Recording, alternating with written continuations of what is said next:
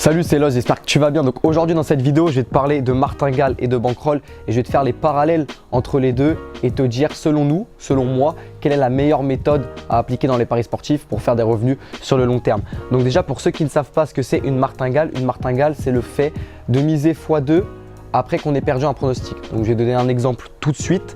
Par exemple, vous avez une bankroll de 100 € et qu'on vous dites, je sais pas, vous partez de 10 €. Partez de 10 € avec votre martingale, d'accord? Mais vous avez une bankroll de 100 € que vous laissez de côté, mais vous partez avec 10 € sur votre premier pronostic. Donc le premier pronostic, il est perdant.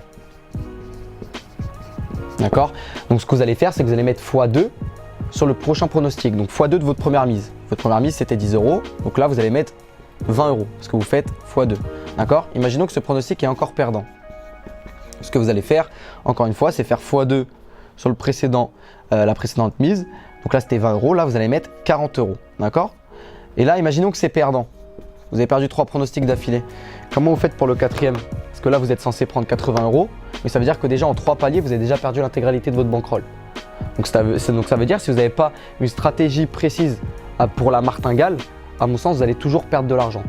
Parce que là, vous avez vu qu'en 3 paliers, vous avez perdu l'intégralité de votre capital. Et 3 paliers, ça peut se perdre très vite. Ça peut se perdre en une journée, voire 2 journées. Donc, si vous n'avez pas une stratégie dans la martingale, une stratégie appliquée, parce qu'il y a différentes martingales en fait. Là, je vous parle de la martingale avec des cotes à 2 minimum. D'accord? Donc, c'est des cotes à 2 minimum. C'est que quand vous misez le double, en fait, ça va rattraper la mise précédente que vous avez perdue. Donc, c'est juste ça le fait de cette martingale-là. C'est de miser des cotes à minimum 2. Mais là, en 3 paliers, vous voyez que vous avez déjà perdu l'intégralité de votre bankroll. Et je vais vous faire le comparatif avec une bankroll, une gestion de bankroll que nous on l'applique chez Loz Prono. Et bah qu'est-ce qu'on fait? Imaginons qu'on avait 100 €, comme le précédent exemple. On vous dit de miser 10% sur le premier pronostic. Bah d'accord, on mise 10%. Donc ça fait 10 €. Donc après, imaginons qu'on perde, il nous reste 90 €. Donc là, c'est perdant, perdu. Donc après, il nous reste 90 €. On redit de miser 10%. On va miser 10% de 90 € qui fait 9 €. D'accord? 10% de 90 €, ça fait 9 €. Ensuite, imaginons qu'on perd. Ça nous fait 81 €.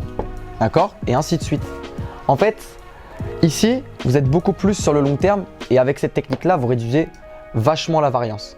Donc la variance, pour ceux qui ne savent pas, encore une fois, c'est la part de chance que vous avez dans les paris sportifs, le poker, etc. Donc en faisant cette technique-là, vous réduisez la part de variance. Tout simplement pourquoi? Parce que vous misez sur le long terme. La martingale, à mon sens, c'est pas assez sur du long terme. Et là, par exemple, si vous enchaînez 3 pronostics perdants, et ben vous n'avez plus de bankroll pour parier derrière. Alors que ici, si vous enchaînez 3 pronostics perdants, vous êtes à peu près à 70 €. Donc vous voyez, vous avez perdu, ici vous avez perdu à peu près 28% de bankroll.